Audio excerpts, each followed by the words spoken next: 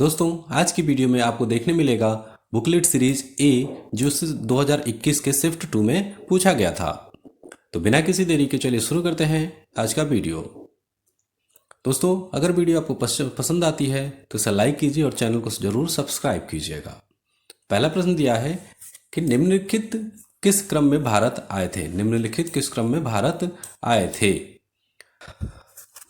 Thomas Roe, Fahien और Xuanzang. Thomas Roe जो है आपके 1615 में आए थे। फाहियान आपका 400 ईस्वी में आया था और वेनसांग जो है कि 630 ईस्वी में आए थे। तो इसका आंसर हो जाता है ऑप्शन नंबर सी, यानी कि सबसे पहले आए थे 400 ईस्वी में फाहियान, और उसके बाद नंबर 3 यानी कि वेनसांग जो कि 630 ईस्वी में आए थे, और सबसे लास्ट में आए थे टॉमस रो जो कि 1615 में आए थे। दूसरा प्रश्न दिया है, सिराजुद्दौला किस युद्ध में अंग्रेजों से पराजित हुआ था? सिराजुद्दौला किस युद्ध में पराजित हुआ था? तो इसका जवाब हो जाता है ऑप्शन बी, प्लासी का युद्ध। दोस्तों, ये युद्ध जो है रॉबर्ट क्लाइव के नेतृत्व में 23 जून 1757 को लड़ी गई थी। प्लासी का युद्ध सिराजुद्दौला और रॉबर्ट क्लाइव के बीच में 23 जून 1757 को लड़ी गई थी। अगला प्रश्न है, इनमें से कौन हड़प नीति का कट्टर समर्थक था? हड़प नीति, इसका सही उत्तर हो जाता है option number C, Lord Minto. भारतीय इतिहास में धन्वंतरी कौन थे? भारतीय इतिहास के धन्वंतरी कौन थे? तो इसका सही उत्तर है option number B, Chandragupta Vikramaditya की सभा को सुशोभित करने वाले प्रसिद्ध चिकित्सक, उनको धन्वंतरी कहते थे। दोस्तों, वीडियो को देखते हुए आप ही कोशिश करते रहिए हर एक प्रश्न का उत्तर देने का। चलिए, पांचवा प्रश्न है कि मौर्यकालीन भारत के विवरण वाली इंडिका के लेखक कौन थे? इंडिका पुस्तक को किसने लिखा है? तो इसका उत्तर हो जाता है ऑप्शन ए, मेगस्थनीज। मेगस्थनीज ने इंडिका को लिखा है। छठवां प्रश्न दिया है कि साइमन कमीशन किस वर्ष भारत में प्रथम बार आया था? साइमन कमीशन जो है कि 1928 में आया था। ऑप्शन डी बिल्कुल सही उत्तर हो जाएगा। भारतीय राष्ट्रीय कांग्रेस द्वारा किस अधिवेशन में ऐतिहासिक पूर्ण स्वराज का प्रस्ताव पारित किया गया था? पूर्ण स्वराज का प्रस्ताव लाहौर में पारित किया गया था। इसका ऑप्शन बी बिल्कुल सही उत्तर हो जाता है। आठवां प्रश्न है, निम्न का मिलान करें। यहां में मिलान करना है, इंडियन नेशनल आर्मी किसने बनाया था? तो Indian national army Subhash Chandra Bose ने बनाया था। गदर पार्टी, इसको बनाने वाले थे लाला हरदयाल। मित्र मेला जो है कि बीडी सावरकर ने बनाया था। और होम रूल लीग जो है इसको बनाने वाले थे एनी बेसेंट। तो इसका सही उत्तर हो जाता है क्या? 2, 1, 3 एंड 4। 2, 1, 3 एंड 4, ऑप्शन बी बिल्कुल सही उत्तर हो जाता है 2, 1, 3 एंड 4। इंडियन नेशनल आर्मी के बारे में जानते हैं। यह जो है कि 1941 में टोक्यो में बनाया गया था। गदर पार्टी 1913 में ओरेगॉन यूएस में बनाया गया था। और मित्र मेला जो है 1999 में नासिक में बनाया गया था। और 1916 में होम रूल लीग बना था एनी बेसेंट और बाल गंगाधर तिलक द्वारा मिलकर के पूना के अंदर। चलिए अगले प्रश्न में आते हैं। 9वां प्रश्न दिया है, निम्न में से किसने महात्मा गांधी के खिलाफत आंदोलन से जुड़ने का विरोध किया था? किसने खिलाफत आंदोलन में महात्मा गांधी से जुड़ने का विरोध किया था? तो इसका उत्तर हो जाता है option number C, Mohammad Ali Jinnah. 10वां प्रश्न दिया है, इनमें से कौन सा क्रांतिकारी संगठन काकोरी षड्यंत्र केस में शामिल था? काकोरी षड्यंत्र केस में शामिल था। इसका उत्तर है ऑप्शन नंबर डी, यानी कि हिंदुस्तान रिपब्लिक एसोसिएशन। जो काकोरी षड्यंत्र केस जो है 9 अगस्त 1924 में हुई थी। और इसके प्रमुख नेता जो है रामप्रसाद बिस्मिल, अशफाक उल्लाह खान, राजेंद्र लाहिड़ी, चंद्रशेखर आजाद जैसे नेता शामिल थे इसमें। 11वां प्रश्न दिया है कि नागार्जुन सागर किस बांध पर बनी है? नागार्जुन सागर किस बांध पर बनी है? तो इसका जवाब है कृष्णा बांध पर बनी है।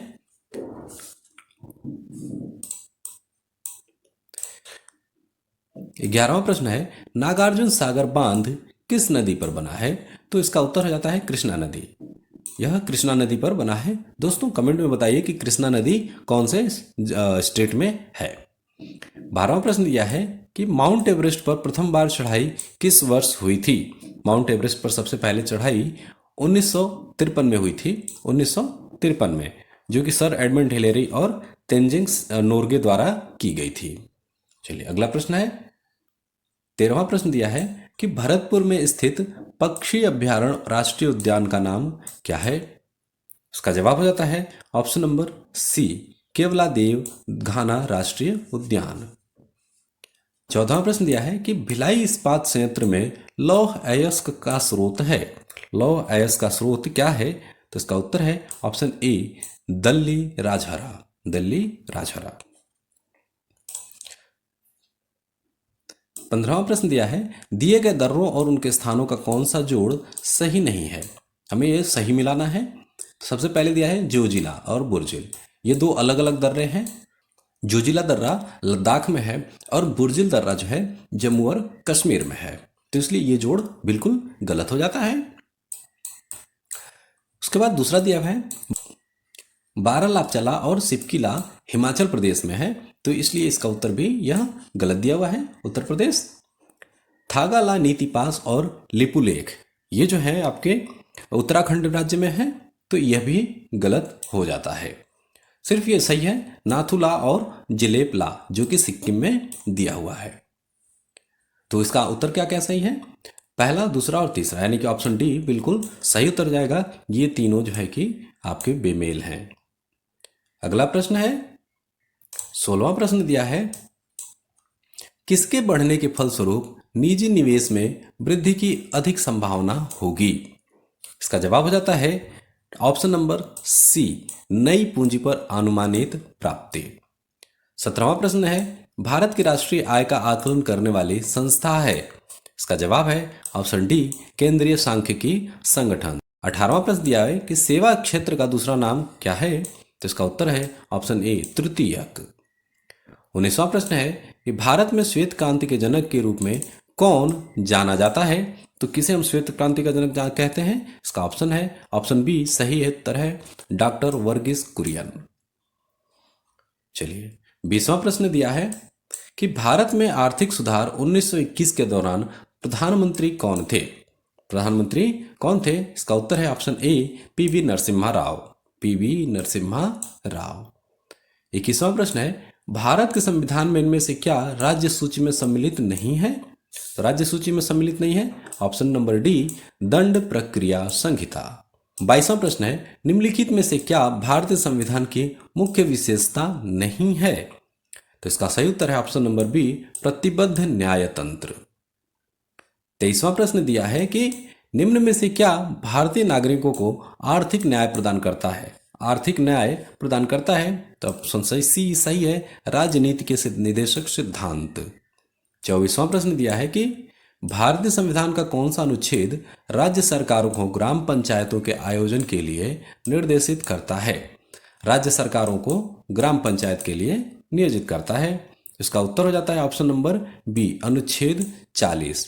अनुच्छेद 38 जो है आपका यह राज्य के कर्तव्यों को रेखांकित करता है। राज्य के कर्तव्यों को रेखांकित करता है। 40 आपका ग्राम पंचायतों के संगठन से संबंधित है, यानी कि ऑप्शन ये सही उत्तर है इसका। अनुच्छेद 44 आपका एक समान नागरिक संहिता प्रदान करता है। और अनुच्छेद 46 जो है यह राज्य के कमजोर वर्गों, विशेष रूप से अनुसूचित जाति और अनुसूचित जनजातियों के शैक्षिक अधिकार और आर्थिक हितों को बढ़ावा देता है। 25वां प्रश्न है, त्रिस्तरीय पंचायती राज व्यवस्था का विचार किसने रखा था। इसका जवाब है option A, Balwant Rai Mehta committee द्वारा।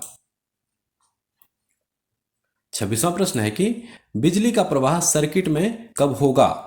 यहां पर जो भी ऑप्शन दिए हैं ये सभी क्या है, गलत हैं। इसका सही उत्तर हो जाता है जब वह वोल्टेज स्रोत के साथ एक पूर्ण बंद लूप बनाता है। 27वां प्रश्न दिया है कि प्रतिरोध की एसआई क्या है। प्रतिरोध की एसआई क्या होती है। इसका उत्तर हो बी, ओम। प्रतिरोध की एसआई मात्रक क्या है, ओम है। फैराडे विद्युत आवेश की इकाई है। वोल्ट जो है आपका विद्युत विभव की इकाई है और एम्पियर विद्युत धारा की इकाई होती है। 28वां प्रश्न दिया है कि नींबू का खट्टा स्वाद इनमें से किसकी उपस्थिति के कारण होता है? तो इसका सही उत्तर है ऑप्शन ए, साइट्रिक अम्ल, साइट्रिक एसिड के द्वारा नींबू खट्टा हो जाता है। 30वां प्रश्न दिया है कर्कटजनक रसायन से होता है, कर्कटजनक रसायन से क्या होता है? तो इससे कैंसर होता है, ऑप्शन सी बिल्कुल सही उत्तर हो जाएगा। 30वां प्रश्न दिया है कि त्वचा की ऊपरी सतह क्या कहलाती है? तो त्वचा की ऊपरी सतह को हम अधिचर्म यानी कि एपिडर्मिस कहते हैं। यहां से मैथ्स का सेक्शन स्टार्ट हो जाता है, जो कि सिर्फ 5 क्वेश्चन दिए हुए हैं। तो इसको आप अपनी कॉपी में सॉल्व करिए और आंसर को मिला लीजिए कि आपने कितने सही किए हैं। तो 31, इस प्रश्न का उत्तर जो है ऑप्शन ए सही हो जाता है। ए, एक्स की वैल्यू क्या आ जाएगी? ए आ जाएगी, एक्स की वैल्यू 1 हो जाएगी। तो उसको आप अपने कॉपी में फाइंड आउट कर लीजिए। 32वां इसका प्रश्न दिया है, तो इसका उत्तर आ जाता है आपका ए। इसका भी उत्तर क्या हो जाएगा? ए, यानी कि इसका आंसर हो जाएगा 300। 33वां प्रश्न है, इसका उत्तर आपका सी हो जाएगा 19/32। 34वां प्रश्न है, तो इसका उत्तर हो जाता है आपका ऑप्शन नंबर डी 10.8। और 35वां यानी कि 5वां प्रश्न मैथ का ये दिया है, इसका उत्तर हो जाता है ऑप्शन नंबर ए 47। इसका कितना हो जाएगा उत्तर? 47। इन सभी के उत्तर को आप अपनी कॉपी में सॉल्व कीजिए और कमेंट करके बताइए कि आपने कितने सही किए हैं। 36वां प्रश्न है, निम्न में से तीक्ष्ण शब्द का विलोम क्या है? तीक्ष्ण का विलोम शब्द क्या होता है? तो इसका उत्तर आ जाता है आपका डी, कुंठित। तीक्ष्ण का शब्द विलोम क्या होगा? कुंठित। तीव्र का विलोम होता है मंद या धीमा, ठीक है। तृष्णा का विलोम हो जाता है तीक्ष्णता, तीक्ष्णता। और त्यागी का विलोम हो जाएगा अत्यागी, अत्यागी। 37वां प्रश्न है, गजवदन का पर्यायवाची है। गजवदन का पर्यायवाची क्या होता है? तो इसका उत्तर हो जाता है ऑप्शन सी, गणपति। 38 प्रश्न है कि कांटों से भरा हुआ वाक्य के लिए नीचे दिए गए विकल्प में से एक शब्द चुनिए, यानी कि कांटों से भरा हुआ शब्द का एक शब्द क्या होगा? तो इसका उत्तर हो जाता है ऑप्शन नंबर डी, कंटकारकीर्ण, कंटकाकीर्ण। इसका उत्तर हो जाएगा कंटकाकीर्ण। चलिए 29वां प्रश्न दिया है। 39वां प्रश्न है कि दूध का दूध और पानी का पानी करना, इस मुहावरे का अर्थ सभी को पता है। कमेंट करके बताइए कि क्या होगा?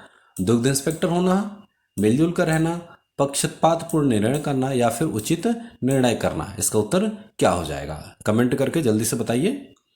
40वां प्रश्न दिया है कि शुद्ध वर्तनी का चयन करिए, इसमें से सही सही क्या लिखा है? तो सही सही क्या लिखा है? बहिष्कार कैसे लिखा जाता है? तो इसका उत्तर हो जाता है ऑप्शन सी, बहिष्कार। ये हो जाता है बिल्कुल सही उत्तर। यहाँ पे इंग्लिश का सेक्शन शुरू हो जाता है, जो कि सिर्फ 5 ही क्वेश्चन दिए हुए हैं। तो यहाँ पर दिया है कि read the passage carefully and answer the corresponding questions. तो इस पैसेज को हमें पढ़ना है और इसका उत्तर क्या होगा, इन क्वेश्चंस को पढ़ करके उनके उत्तर देने हैं। चलिए पढ़ते हैं। I climbed into bed and rolled myself in my blankets, first extinguishing the light that burned steadily near the door. I lay still trying to get to sleep, but my fear made that impossible, and soon I sat up in bed, peering into the darkness and occasionally glancing at the round window in the side of the ship, which seemed like a plate suspended in the darkness. For an hour I must have sat like this, and then I was suddenly roused by a draught of cold air. I jumped out of bed, not having allowed for the motion of the ship. I was instantly thrown violently across the room. चलिए हमने पढ़ लिया passage. अब इसका उत्तर questions देखते हैं कि क्या है। तो क्वेश्चन कह रहा है कि the author set peering into the darkness because. तो ऑथर क्यों डार्कनेस में बैठा है? तो यहां पर दिया हुआ है कि क्योंकि वो अफ्रेड था, वो अफ्रेड था, तो इसलिए इसका ऑप्शन डी सही हो जाता है, ही वॉज अफ्रेड। 42वां प्रश्न है कि the author jumped out of bed because. तो जो ऑथर जो है कि बाहर क्यों कूद गया बेड से? इसका उत्तर हो जाता है ऑप्शन सी, यानी कि a cold bridge blue past his face. यहां पर दिया हुआ है कोल्ड एयर, इसकी वजह से यहां पर वो जंप कर जाता है। ठीक है, आई जम्प्ड आउट बेड। 43वां प्रश्न है कि which one of the following did the author do first. इनमें से उस ऑथर ने सबसे पहले क्या किया?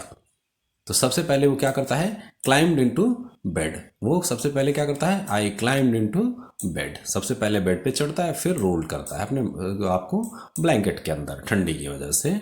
चलिए अगला प्रश्न दिया है कि 44वां है, give synonym for the following word. Pride. Pride का हमें सिनोनिम ढूंढनी है।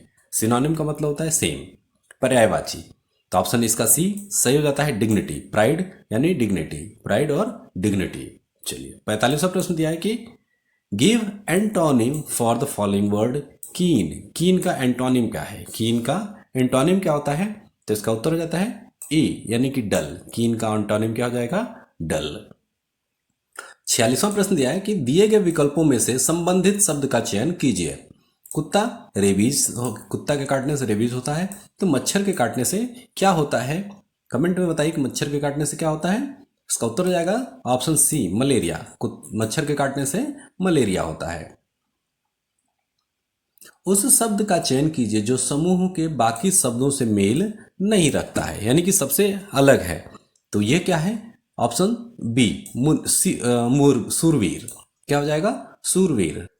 48वां प्रश्न दिया है कि निश्चित कूट भाषा में कंप्यूट्रोन, कंप्यूट्रोन को इस तरह से लिखा गया है, तो एडवांटेजेस को कैसे लिखेंगे? तो यहां पर क्या किया है कि COMP यहां तक जो है कि इसने उल्टा कर दिया, PMOC। उसके बाद U और T को इसने आपस में बदल दिया है, और फिर RONE को इसने उल्टा कर दिया है, ENOR। ठीक उसी तरह से हम इसको करते हैं, 4 कैरेक्टर 1 2 3 4, यानी कि ADVA इसको हम उल्टा कर लेते हैं, जो कि इसमें मिलाएंगे। कहाँ दिया हुआ है? तो ऑप्शन बी में दिया हुआ है कि ADVA।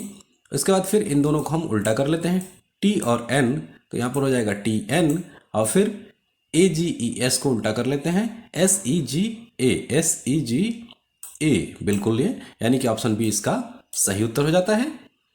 49वां प्रश्न दिया है कि एक आदमी ने एक महिला से कहा, तुम्हारी माँ के पति की बहन मेरी बुआ है, वह उस महिला से किस प्रकार से संबंधित है?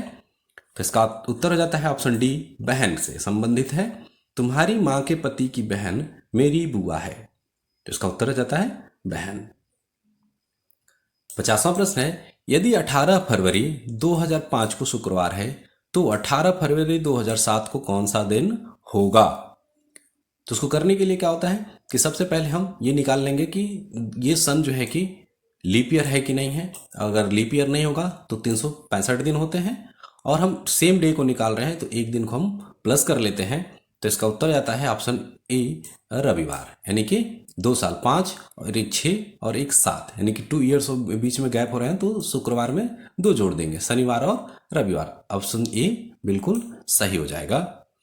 चलिए 51वां प्रश्न दिया है कि भारत के उस प्रथम राज्य का नाम क्या है जिसने अपने सभी निवासियों को स्वास्थ्य बीमा प्रदान किया है? स्वास्थ्य बीमा प्रदान करने वाला भारत का प्रथम राज्य राजस्थान है। ऑप्शन सी बिल्कुल सही उत्तर है। 52वां प्रश्न दिया है कि RBI ने 22 जुलाई 2021 को किस भुगतान तंत्र को नए कार्ड जारी करने पर प्रतिबंध लगा दिया है? तो इसका उत्तर है ऑप्शन ए, मास्टर कार्ड।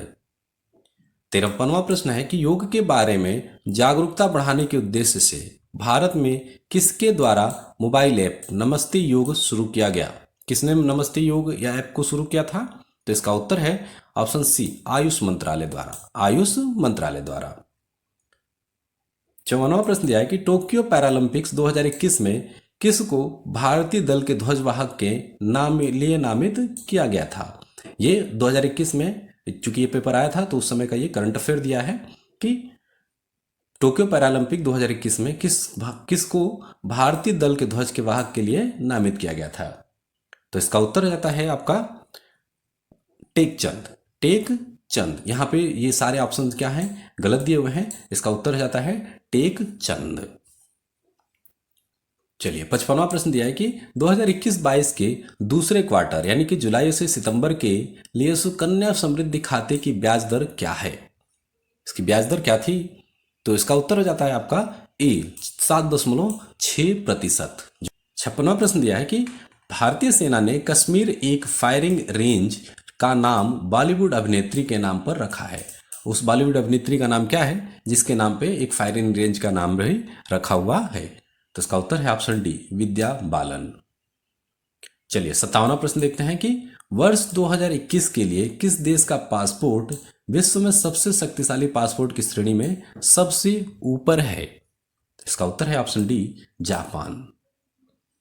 58वां प्रश्न दिया है कि तमिलनाडु विधानसभा 2021 का चुनाव किस राजनीतिक दल ने जीता है? किस राजनीतिक दल ने जीता है? तो इसका उत्तर है ऑप्शन ए डीएमके। डीएमके। दोस्तों कमेंट में बताइए कि इसका फुल फॉर्म क्या होगा। 59वां प्रश्न है वैश्विक शांति सूचकांक 2021 में कौन सा देश शीर्ष पर है? कौन सा देश शीर्ष पर है? तो इसका उत्तर है ऑप्शन सी आइसलैंड।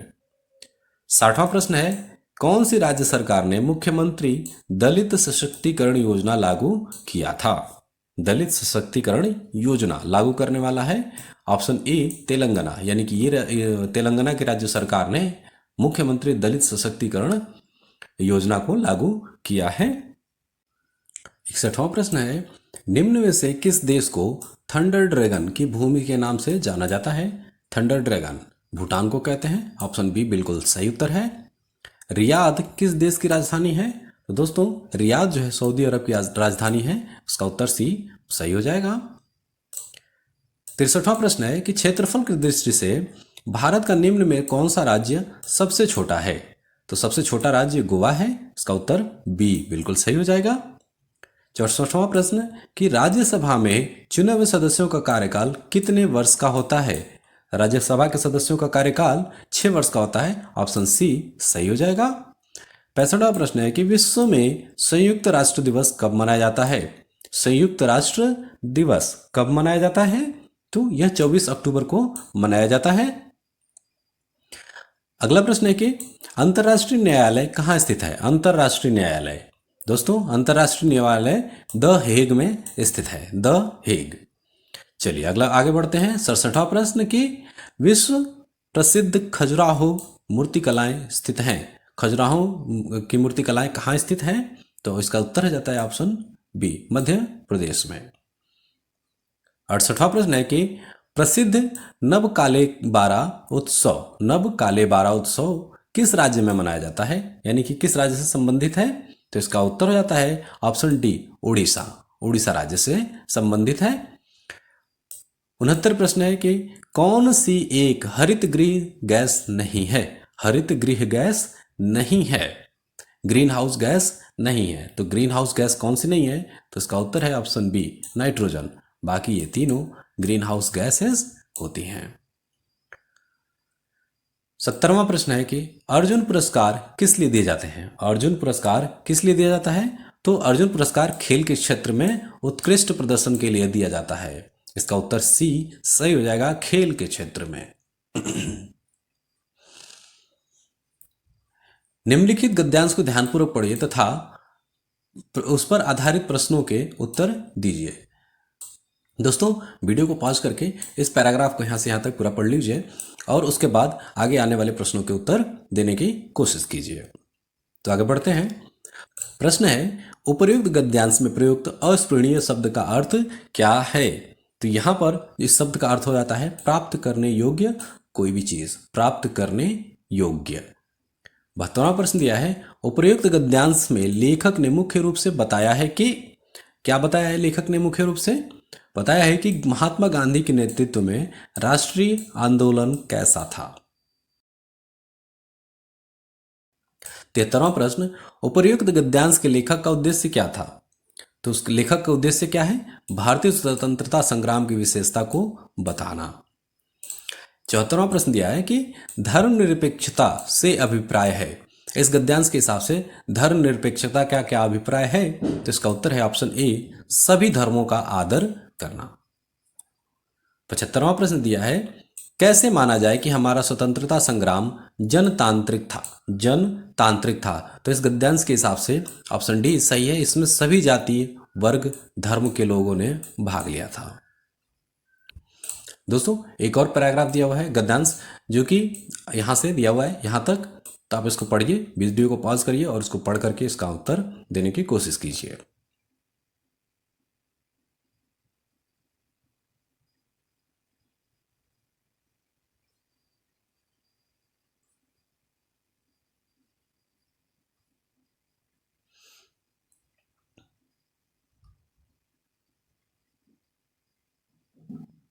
चलिए आगे बढ़ते हैं। प्रश्न दिया हुआ है, 76वां प्रश्न है कि मानव को सृष्टि का लघु रूप माना गया है क्योंकि, मानव को सृष्टि का लघु रूप क्यों माना गया है? क्योंकि मानव मन में जो घटित होता है वही सृष्टि में घटित होता है, यानी कि जो हम सोचते हैं वही वास्तविकता में बन जाती है। 77वां प्रश्न दिया है कि वैज्ञानिक दृष्टि का अपेक्षाकृत अभाव है, अभाव है, तो इसका उत्तर है ऑप्शन बी, साहित्य शास्त्री में।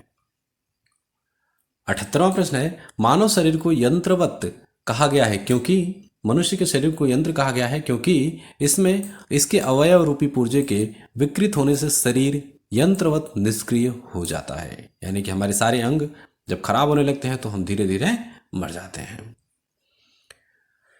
79वां प्रश्न है शल्य चिकित्सकों द्वारा स्वीकार की गई दायित्वपूर्ण चुनौती थी, क्या थी वह चुनौती? तो इसका उत्तर है अंग प्रत्यारोपण द्वारा शरीर को सामान्य बनाना। 80 प्रश्न है कि अनुच्छेद में प्रयुक्त निरामय, निरामय शब्द का क्या पर्याय है? निरामय शब्द का पर्यायवाची होता है ऑप्शन बी, स्वस्थ। निरामय मीन्स स्वस्थ। यहां पर दिया है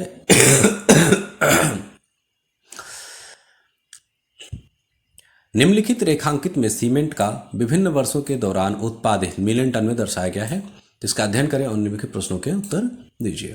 तो यहाँ पे ग्राफ दिया हुआ है जिसमें कि वर्ष 2009, 10, 10, 11, 12, 11, 12, 12, 13, 14, 15 और इस तरह से 19, 20, यानी कि 2009 से लेकर के 2020 तक के सीमेंट के उत्पादन का यहाँ पे ग्राफ दिया है। तो इसी के आधार पे हमें इस प्रश्नों के उत्तर देने हैं। पहला प्रश्न दिया है कि उत्पादन अधिकतम स्तर तक किस वर्ष घटा था? उत्पादन अधिकतम स्तर पर किस वर्ष घटा था? तो यहाँ पर देखिए ये बहुत ही छोटा है, 42 से 44, ये बढ़ रहा है बढ़ रहा है, यहाँ पर 58 से 55 हुआ है, यानी कि 3 घटा है।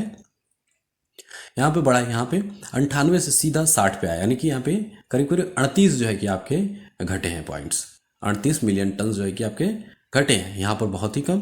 तो सबसे बड़ा क्या है इस वर्ष में, यानी कि हम कहेंगे एक 15 से 16, यानी कि 15 और 16 के वर्ष में सबसे अधिक घटा है। तो इसका उत्तर हो जाता है बी, 15, 16। कहाँ दिया यहाँ पे बी, 15, 16। उत्पादन में पिछले वर्ष की तुलना में वर्ष कौन से वर्ष के दौरान अधिकतम वृद्धि हुई? अधिकतम वृद्धि कब हुई? पिछले के वर्ष के तुलना में। तो यहाँ पर अब देखिए यहाँ से लेकर के ये बूम इतना ऊपर गया है, तो मुझे लग रहा है कि यही आंसर होना चाहिए 2013 और 14 में। देखते हैं इसमें ऑप्शन दिया है 13, 14, यानी कि ऑप्शन ए बिल्कुल सही है, 2013 और 14। 83वां प्रश्न है कि प्रथम 3 वर्ष दौरान औसत उत्पादन था। प्रथम 3 वर्ष यानी कि पहले के 3 वर्ष, 1, 2 और 3, इनके हमें औसत उत्पादन बताने हैं। इनके हमें औसत उत्पादन बताने हैं कि कितना होगा। तो इन दोनों को, तीनों को जोड़ करके हम इससे 3 से भाग दे देंगे तो इसका औसत उत्पादन निकल जाएगा, जो कि ऑप्शन हो जाएगा option number C, 48 metric ton. 48 metric ton. अगला प्रश्न दिया है कि 84वां प्रश्न है कि सीमेंट का अधिकतम उत्पादन दर्ज हुआ, किस वर्ष दर्ज हुआ था अधिकतम उत्पादन? तो यहाँ पर दिया है अधिकतम उत्पादन हमारा यहीं पे आया है, यानी कि 90, 98। यहाँ पे अधिकतम उत्पादन क्या है, ये वाला प्रश्न है 98, यानी कि 2014 से 15 में, 2014-15 में। ऑप्शन देखते हैं क्या दिया है, 14-15, ऑप्शन बी 2014 और 15। अगला प्रश्न दिया है कि वर्ष 2011-12 के दौरान उत्पादन वृद्धि प्रतिशत पिछले वर्ष की तुलना में क्या था? तो 11-12 का तुलना हम करेंगे। 11-12 में क्या दिया है, 58 मीट्रिक टन उत्पादन हुआ है, और पिछले वर्ष में यानी कि 10 और 11 में 44 मीट्रिक टन। तो इसकी तुलना में हमें इसका प्रतिशत ज्ञात करना है। तो इसके लिए प्रतिशत का आपका फॉर्मूला पता ही है, तो ज्ञात करेंगे तो इसका उत्तर आ जाएगा आपका 31.8%। ऑप्शन ए सही हो जाता है। यहाँ पे एक और ग्राफ दिया हुआ है जिसके को पढ़ करके हमें इसका आगे का उत्तर देना है।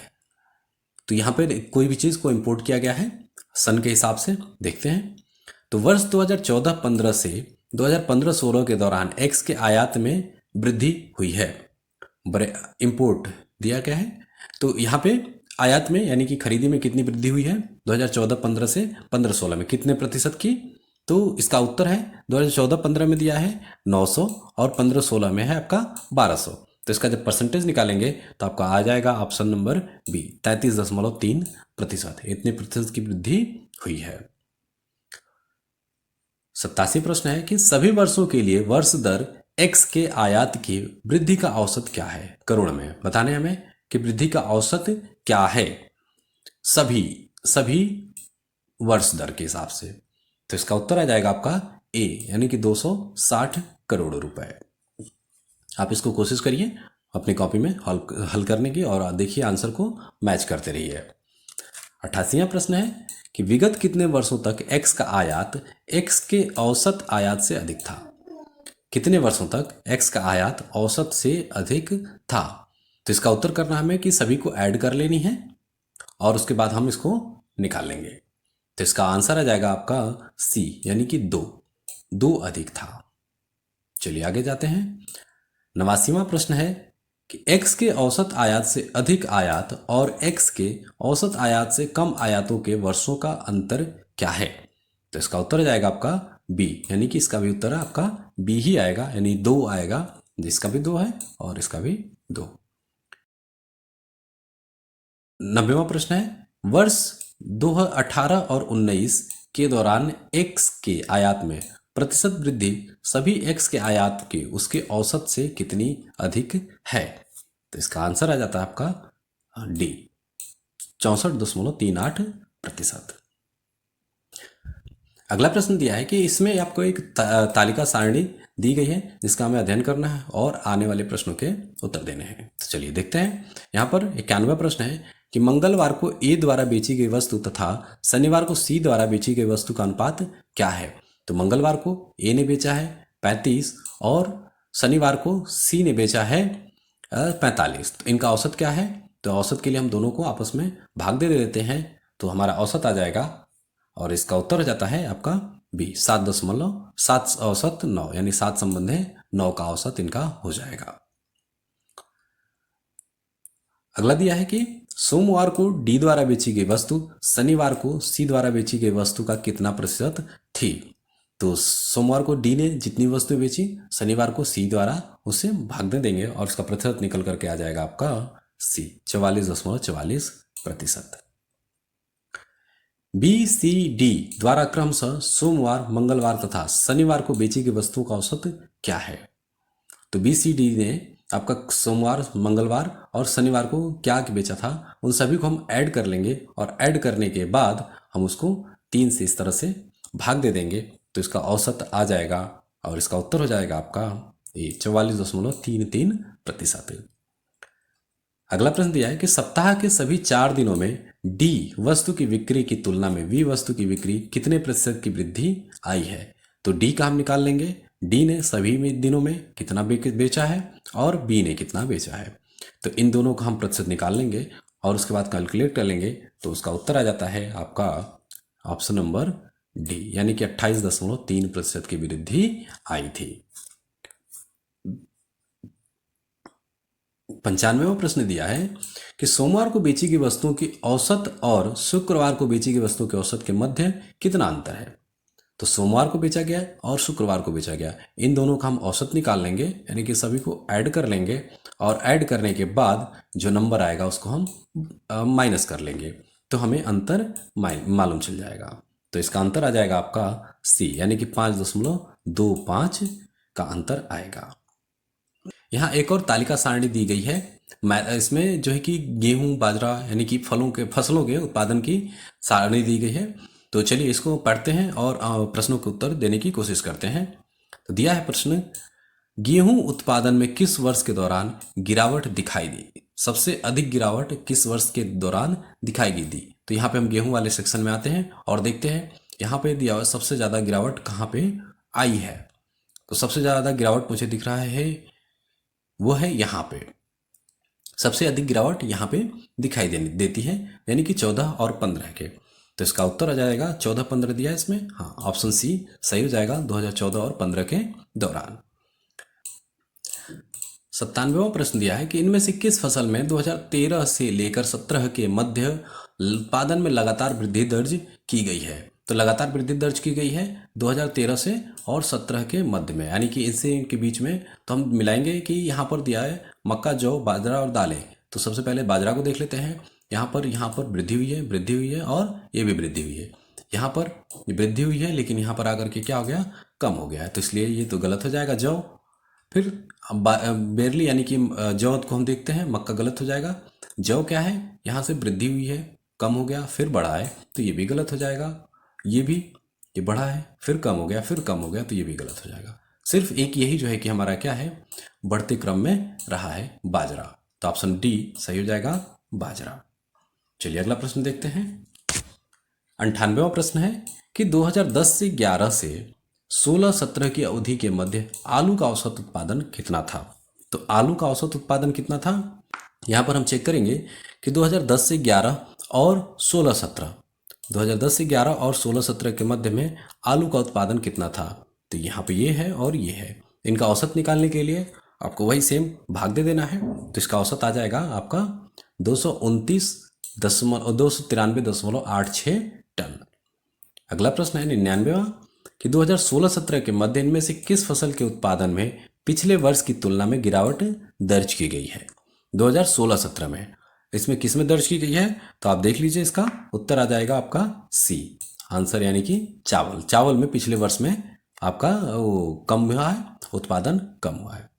यह 6वां प्रश्न है और इस वीडियो का लास्ट प्रश्न है कि आलू का उत्पादन 2015-16 में 2010 से 11 का अंदाजन कितना गुना है? तो अंदाजा आपके इसका आ जाएगा उत्तर 1.90 गुना। तो दोस्तों आज की वीडियो में बस इतना ही। अगर हमारी वीडियो पसंद आई हो तो इसे लाइक कर लीजिएगा और चैनल को ज़रूर सब्सक्राइब कर लीजिएगा।